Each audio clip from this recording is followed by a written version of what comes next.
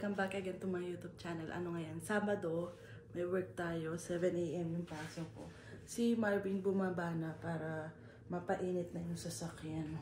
Kasi ano ngayon, negative 26. Lamig. Yeah.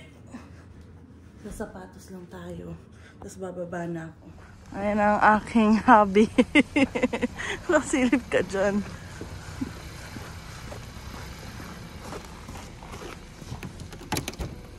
Naka-gloves siya. Malamig.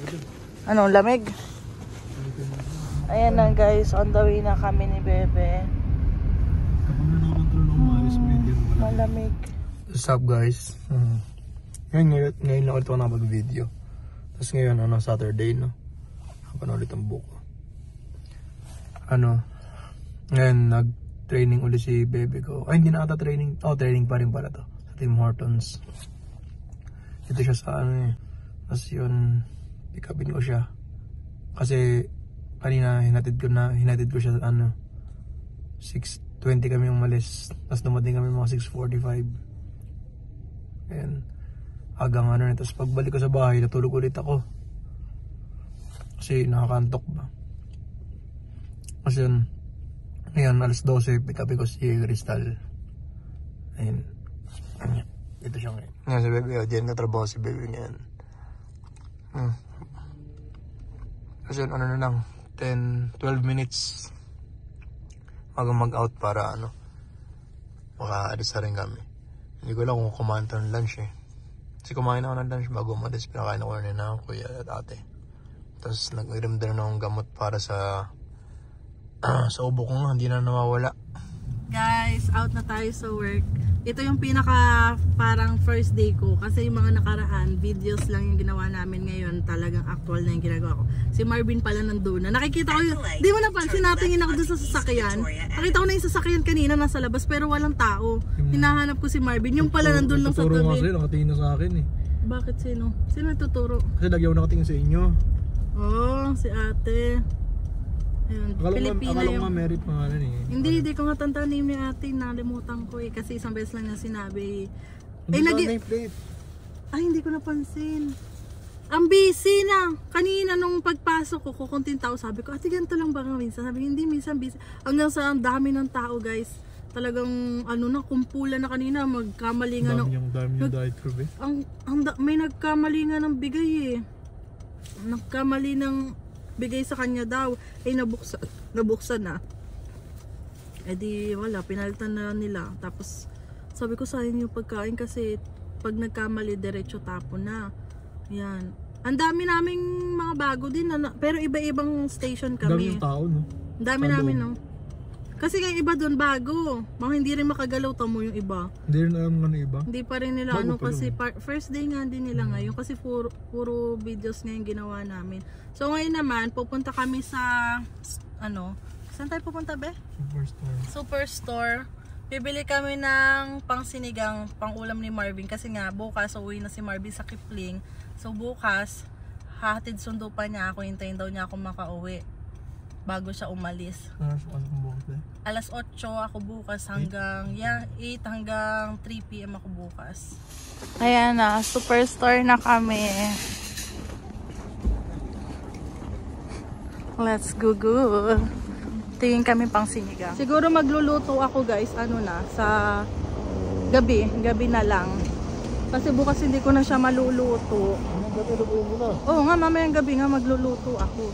Ay, bili rin tayo ng mga karne na pwedeng lutuin sa bahay. Kasi si Ate Pam kasi guys yung nagluluto sa bahay, tapos magbibili na lang kami ng nung mga pwedeng lutuin. Pang sinigang.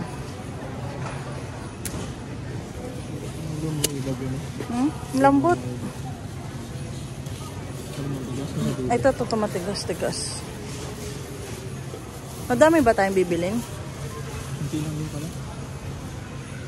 Ayan.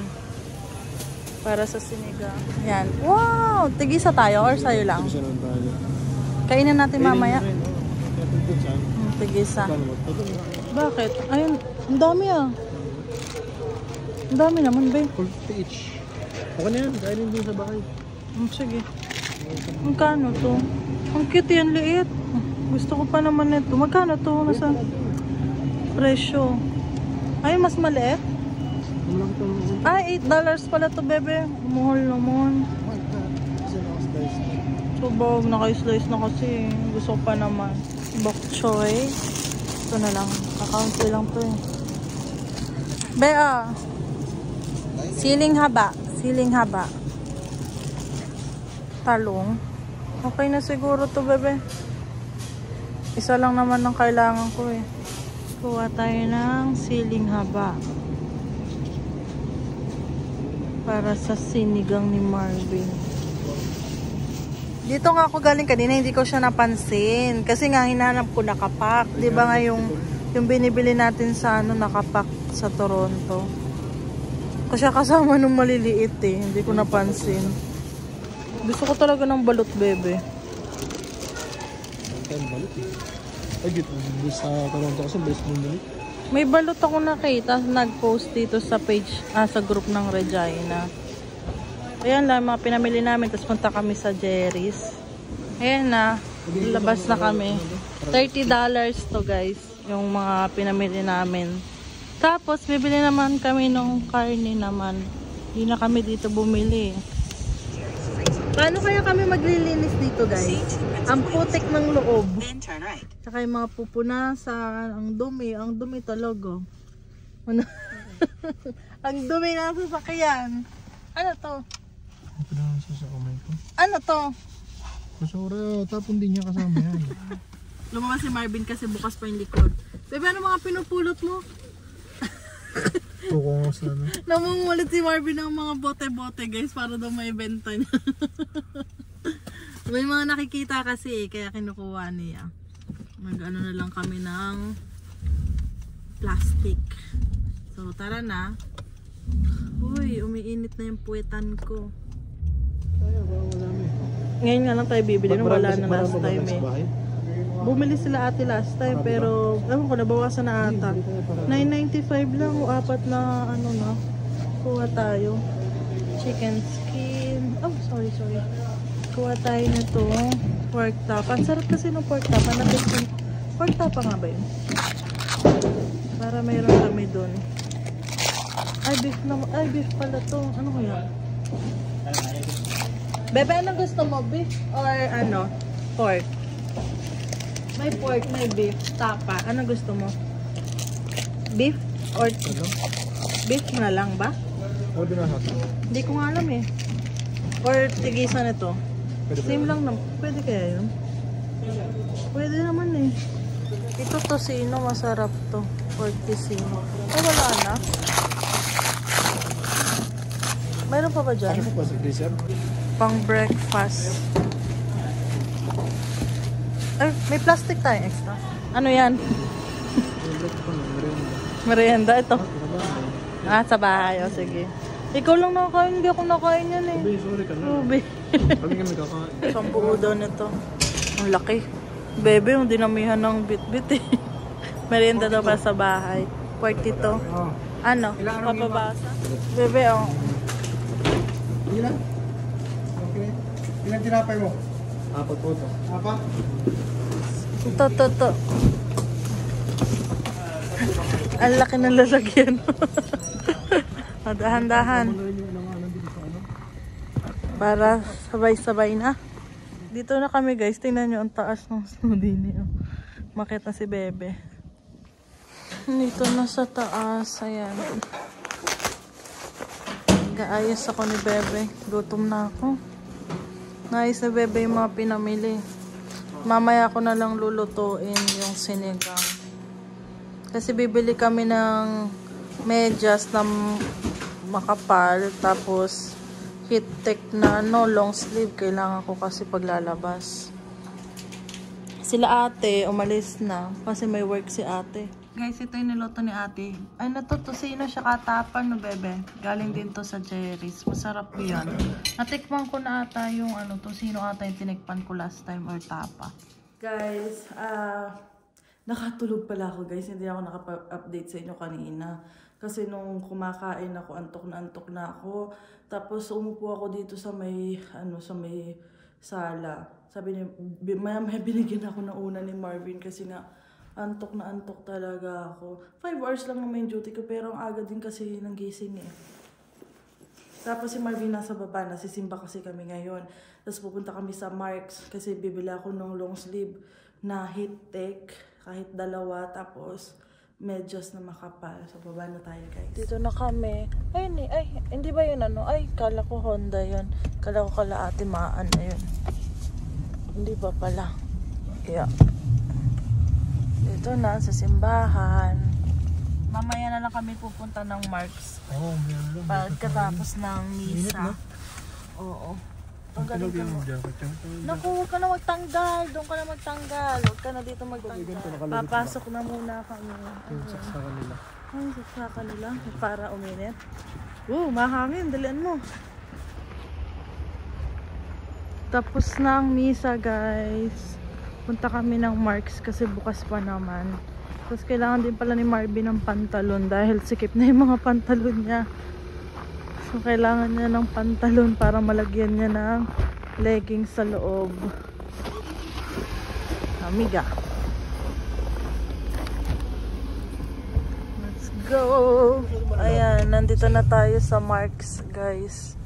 Hanggang oras kaya yan? Ay, dito na ba? Park ka na ba? Ay, shoutout nga pala kayo no, kay Kuya Erwin. Yung katrabaho ko, papashoutout eh. Si Kuya Erwin. Kasabay ko sa orientation. Sino yun? Si Kuya Erwin. Basta kasabay ko, welder siya dun. Welder. Oh, yung blanket gamit namin. Simco. Toronto? Simco, Ontario. Ontario. Galing siya dun. May pa-blanket nilalamig. Ay, nako. Ayan. Lamig ah. Alam mo, feels like, ano ngayon? Malamig na gabi na. Ay, nandito, lobat na naman. 70% off Black Friday. Pwede pa ba? Kahapon yung Black Friday eh. Pang akin? Ay, ito yung sinasabi nila Ate Wanel, no? Na para pag mahangin. Ay, makapal. Makapal yung loob. Oo nga, baby, parang... Kapag pa sa mukha mo. Loko-loko ba? Ano, saan? Tingin kaya ako? Ito. Ay, ganun talaga. Ay, kailangan mo ng pants eh. 40% off. $80. Mga 30 na siya. Pwede na rin naman. 10% off. Makapal naman siya. No. Ayan na lang. Makapal to. 5 to 10 naman to eh. Sakto sa'yo. Pwede na to sa akin. Oo. Meron ko sa kabila. Kasi mahal yun sa kabila eh. Ito na lang. Kasi pang ano eh. Mainit din to. Magkano ba to? 27.99. Medyas na nga nabili namin guys. Tingin kami sa Walmart. Ayun, Walmart. Bukas pa naman yung Walmart. Tapos si ate, yung kasama ni Marvin sa sa Kipling, yung tinitirhan niya, sila kuya, nagpapabili ng brush sa sasakyan. Titingin kami dyan kung meron. Ayan daw ang kailangan niyang pants. 30? Mahal eh. Okay na yan, 30. Huwag ka na magsuot. Ito pwede pang ganda. Okay, labas na tayo. Daan kaya, ay, saan nga ba yung thrift store? Dalarama naman kami. Titingin kami sa Dalarama. Ayan, Dalarama. Parang lagi lang ako nasa Dalarama, Walmart. Yun lang yung ko. Gusto ko pa lang pumunta ng Cornwall. Ayan, no? Baka lang mapagastos dun. Enter. Ang cute nito, oh. Kanong presyo nito? $275. Ganda, cute. Ito pa, oh, cute. Ang cute niya. Panglagay sana. Ayan na, guys. Pakita mo yung brush yung binili. Magkano yan? $350. Ay, ang dulas. Yan, pinabili ni ate. Tapos, pumili lang kami ng tsinelas ni Marvin pang bahay. Yun lang. Kasi sasakyan. Guys, nandito na kami sa bahay. Tapos magluluto ako ng ni Marvin. Ang tawag dito. Ulam. Para sa bukas. Paglipat niya ng Kipling. Ay, pagbalik niya ng Kipling. Nandito si Marvin, sinasabit yung... Ayun, bumili pala kami ng extra hanger. Kasi kulang na kulang pala yung hanger na binili namin. Ayan. Kasi yung winter jacket na nilagay na namin doon. Hindi na maisampay kasi wala kami ano. Oh. Bebe, tanggalin mo na yung bigote mo. Magupit ako. Magluluto lang ako ha. Sarap na to no. Paksiw. Sarap ba? Sige, papakita ko. Kunwari tayo na nagluluto. Inaalalayan tayo natin pang sinigang. Ang bango. Dami nung ano ko. Pork. Ano na siya? Ang kulay na nung sinigang. Bango! Guys, tapos na kami kumain ni Bebe. Tapos si Bebe nasa washroom siya, nag-toothbrush. Tapos ayun, nagbasa nga pala ako ng comments dun sa dun sa vlog ko na nagpa-car wash kami. So, ayun nga, ang daming mga nag-advise na hindi pala magandang mag-car wash kapag mas snow. Kasi kapag mas snow, tapos nag-car wash kami, paglabas, madumi na naman. Tapos may nagtanong din kung mayroon daw bang undercoat yung sasakyan namin.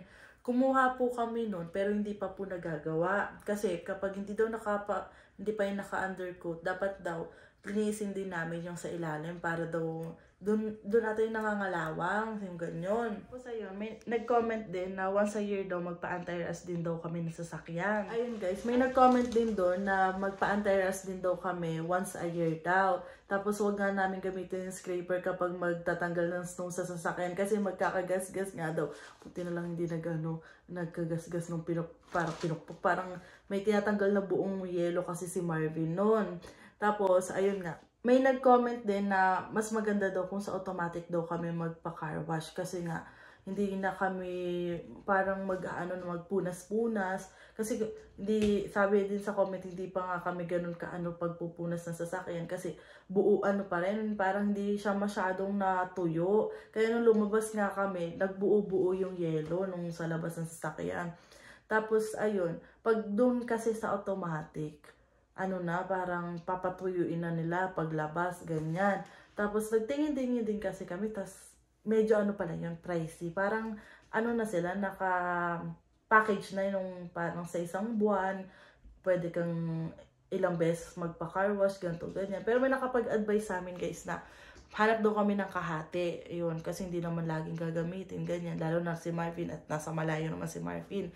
Bihira lang din magpalinis-linis. Hindi, magkakaroon pala ng damage yung sasakyan kapag hindi daw maayos. Parang, pag hindi natuyo ng maayos. Tapos, sabi nila, sayang din daw ang pera kapag magpapalinis kami, magpapa-car wash kami ng mabasa ang kalsada, mas snow kasi tatalsik lang uli din ng pabalik doon sa sasakyan. Tapos may nag-comment doon na daw, pag negative 18, wag daw kami magpa-car wash kasi daw baka magka-problema yung sasakyan.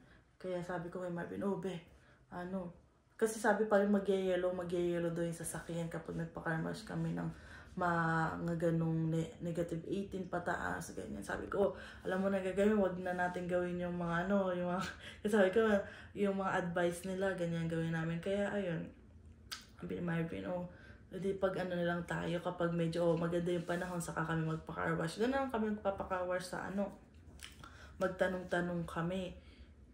Hanap pa kami kung saan pa mas mura yung car wash. Yung automatic na car wash nga. Para malilinis yung ilalim. Tapos talagang matutuyo yung sasakyan.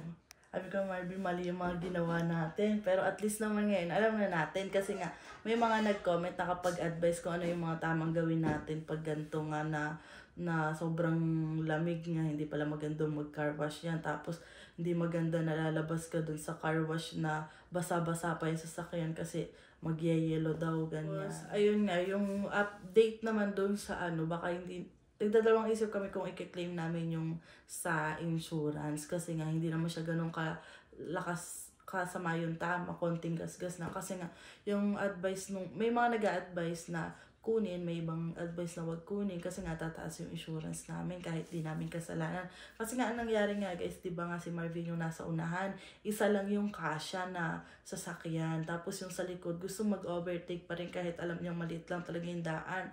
Siniksik niya, nung tumama na, saka lang siya Nung una daw, naramdaman na ni Marvin tumama, pero hindi pa rin daw nag-i-stop, diretso pa rin siya.